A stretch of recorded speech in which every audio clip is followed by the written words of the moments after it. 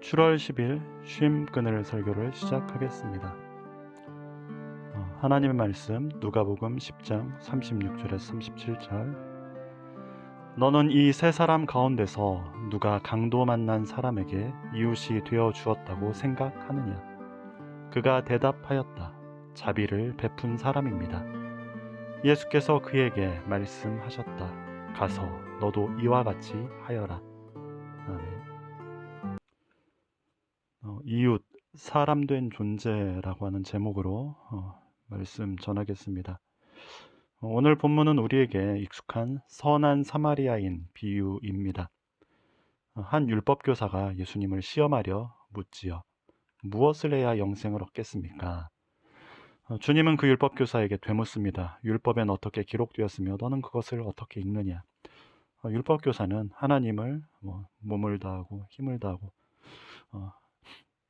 정성을 다해서 하나님을 사랑하고 이웃을 내 몸같이 사랑하라 하는 것이다 라고 대답을 합니다. 주님은 너의 말이 맞으니 그대로 행하라 그러면 살 것이다 라고 말씀하십니다. 그러자 율법교사는 다시 예수님께 묻지요. 그러면 내 이웃은 누구입니까? 성서 기자는 질문을 하는 율법교사의 의도를 계속 드러냅니다. 그는 영생, 구원, 진리대로 사는 삶을 진정 얻고자 질문을 하기보다 예수님을 시험하려고 또 자기를 옳게 보이려고 질문을 합니다. 삶을 살기 위한 질문이 아니라 누군가를 시험하고 또 자신의 율법 지식을 자랑하고 상대가 어떤 수준인지 간을 보기 위한 그저 자기를 높이고 자기 만족을 하기 위한 어떤 지적 유희를 즐기고 있는 것 같습니다. 주님은 율법교사의 그런 의도를 알아채셨는지 이야기 하나를 들려주시죠. 그 이야기가 바로 선한 사마리아인 이야기지 않습니까?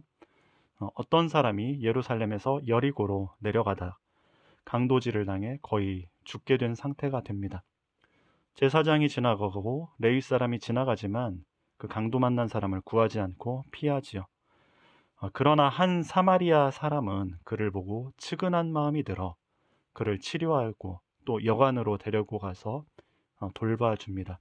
그리고 여관 주인에게 그를 돌봐달라 돈을 주고 비용이 더 들면 오는 길에 갚겠다라고까지 합니다. 이 이야기를 마치고 주님은 율법교사에게 묻습니다. 누가 강도 만난 사람에게 이웃이 되어 주었느냐? 율법교사는 오늘 읽은 본문대로 자비를 베푼 사람이다 말하지요. 그리고 주님은 다시 너도 이와 같이 하여라 라고 말씀하십니다. 본문 전체에서 예수님은 계속 반복해서 하나님을 사랑하고 이웃을 사랑하는 것이 영생의 길이다라는 말에 그렇게 해라. 또 사마리아인 이야기를 하면서 누가 자비를 베푼 사람이냐. 그 사람처럼 해라. 그저 사랑하라 라고 말씀하고 계십니다. 여러분, 영생이란 무엇일까요? Eternal life, 영원한 길고 긴 어떤 시간의 삶. 물론 그런 것일 수도 있습니다만 사실 영생은 삶의 길이가 아니라 삶의 본질이지요. 삶의 어떤 근원적인 것이 영생인 것이지요. 그럴 때 인간에게 있어서 영생은 그저 사랑하는 것, 이것이 바로 영생인 겁니다. 사랑하는 삶이 곧 영생, 생명을, 참 생명을 사는 것입니다. 그런데 우리는 참 말이 많지요. 말만 많지요. 이유가 많습니다. 생각만 많습니다. 주님의 말씀처럼 그저 사랑하는 일을 하지 못할 때가 많지요. 그러면서 말만 많아요. 우리가 그저 사랑하지 못하는 것은 많은 이유와 생각 속에서 사람을 사람으로 보지 못하기 때문에 그렇습니다. 율법교사가 생각한 자기의 이웃은 누구일까요? 자신과 지적인 수준, 부의 수준, 삶의 수준이 맞는 같은 계층에 사는 사람들이었을 겁니다. 율법을 잘 지키는 아브라함의 자손, 유대인만이 자신의 이웃이었겠지요. 그 유대인 중에서도 세리와 죄인, 창녀, 그런 사람들은 결코 자신의 이웃이 아니었을 겁니다. 예수님의 이야기에서 보면 제사장과 레위인이 강도 만난 사람을 피해서 가지요. 왜 그들은 이 강도 만난 사람을 외면했을까요? 단순히 생각해 보면 아마 자신들도 뭐 그 지역이 또 이제 강도 출몰 지역이니까 강도 만날까 하는 두려움 때문에 그랬을 겁니다. 신학자들은 그들이 그런 이유를 그들이 제사장과 레위인이다 보니까 정결 규례 때문이다라고 해석을 하기도 합니다. 피는 부정한 것이니 제사장이나 레위인이 만져서는 안 되는 것이기에 강도 만난 사람을 피해갔다라는 거죠. 하나님을 섬기기 위해서 종교적인 규례 때문에 강도 만난 사람을 외면하는 일이 발생합니다. 물에 빠진 아이를 보면 구하려 드는 것이 인간의 본성이라 맹자는 말하였건만 본성대로 살 수 없는 많은 이유들이 있지요. 사람이 사람답지 못한 상태가 됐는데 그런 이들이 하나님을 섬기고 사람들에게 하나님의 길을 가르친다라는 것은 사실 얼마나 아이러니입니까? 안타깝게도 이런 모습은 한국 교회 안에서도 종종 보게 됩니다. 권위와 특권의식에 사로잡혀서 상석에 앉기를 원하고 성도들에게 대접받기만 바라는 종교 귀족으로서의 목사들이 얼마나 많습니까? 성도들의 삶이 얼마나 힘겹고 고통스러운지 알지 못하고 하나님 말씀 전하는 영적 제사장이라면서 거드름만 피우는 이들이 또 얼마나 많습니까? 인간됨을 잃은 목회자란 우리가 피해야 할 존재들입니다. 사람에 대한 애타는 가슴을 지니지 못하고서 성직이라는 의무와 규정에 사로잡혀 고통받는 일을 외면하는 이들은 하나님에게서 먼 이들이지요. 사마리아인은 고통 중에 있는 타자를 보고 측은히 여길 줄 아는 지극히 인간적인 반응을 하는 사람입니다. 어려움에 처한 사람을 보고 지나칠 수 없는 그저 사람 같은 사람, 그런 이야기일 뿐이죠. 그것이 주님께서 말씀한 사랑입니다.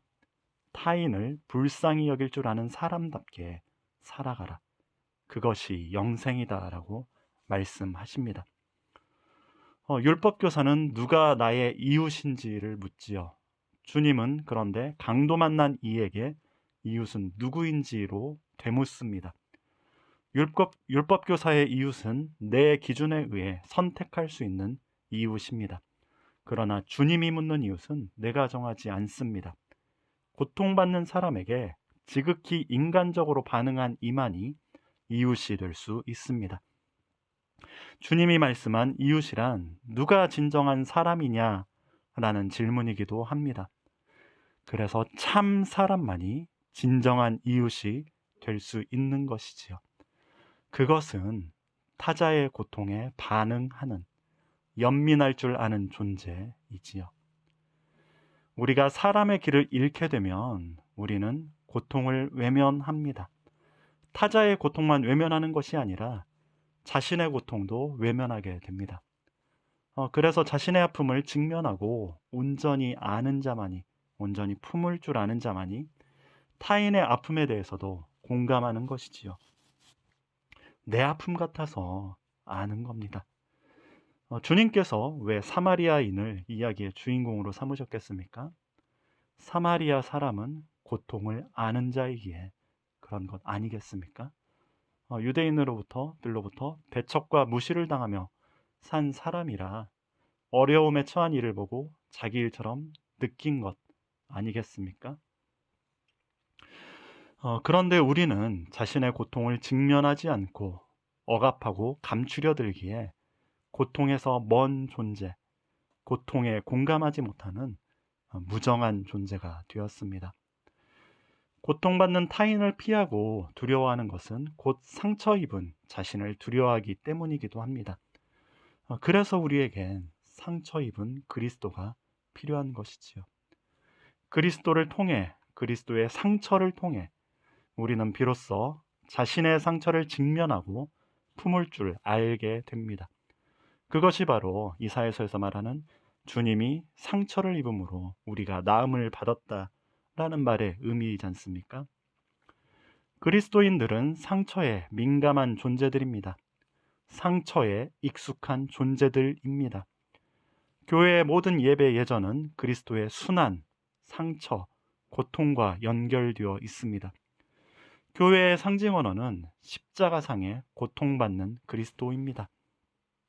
그 모든 그리스도교의 상징들이 우리 자신의 상처를 직면하고 보듬는 것으로 이어지지 않는다면, 타자의 상처에 대한 예민함과 공감을 이루지 못한다면, 우리로 하여금 상처에 민감한 참 사람이 되지 못하게 한다면 다 소용없는 일이지요. 여러분, 사람 그 자체를 보십시오.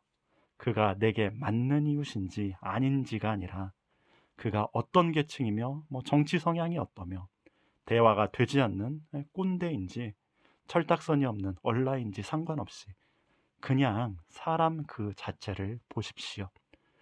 그리고 그 사람의 실존 속에 겪는 고통, 내밀한 아픔에 그저 반응하십시오. 사랑이란 참 어렵습니다. 그저 사랑하라 말하지만 사랑이 참 어렵죠. 그런데 타인의 고통에 반응하는 사랑은 더욱 어렵습니다. 그럼에도 그저 인간적인, 지극히 인간적인 인정을 베푸십시오. 세상이 자기 이웃이 누구인지를 살벌하게 검열하며 이웃 아닌 자를 마녀 사냥해대는 무시무시한 시대지 않습니까? 주님은 그런 시대 속에서도 그저 사랑하라, 고통받는 이에게 이웃이 되라를 말씀하십니다. 그것이 영생을, 생명을 사는 그리스도의 가르침입니다. 인간됨의 길, 공자는 논어에서 덕불고 필요린, 덕은 외롭지 않다, 반드시 이웃이 있다 라는 말씀을 하셨습니다. 덕필유린이라고도 하지요. 저는 이 말씀이 참 많이, 공자님 말씀이, 이 말씀이 참 많이 마음에 남습니다. 덕은 외롭지 않다, 고독하지 않다, 반드시 이웃이 있다. 그저 사랑하는 인간됨의 삶을 살 때 우리의 그 길은 외롭지 않을 것입니다. 거기에는 이웃이 되어주는 존재, 또 내가 이웃이 될 수 있는 그런 덕의 길이 열릴 겁니다. 그리고 우리는 참 사람, 이웃이 된 존재가 될 것입니다. 그 길을 우리에게 보여주시고 걸어가신 예수 그리스도처럼 우리 역시 이웃이 되는 존재, 참 사람의 존재로 살아가길 빕니다. 기도드리겠습니다. 사랑의 주님, 누가 내 이웃인지, 누가 내 편인지를 검열하고 내 편 아닌 이들에게 분노와 비방을 극심하게 일삼는 분열의 시대를 살아가는 저희를 불쌍히 여기소서. 우리로 하여금 이 아픔의 시대에 이웃에 대한 무수한 기준들을 내려놓고 힘들고 어려운 이들에게 손 내미는 참 사람이 되게 하소서. 주님이 그러하셨듯이 그저 사랑하게 하소서. 그것이 영생을 사는 길임을 알게 하소서. 아멘.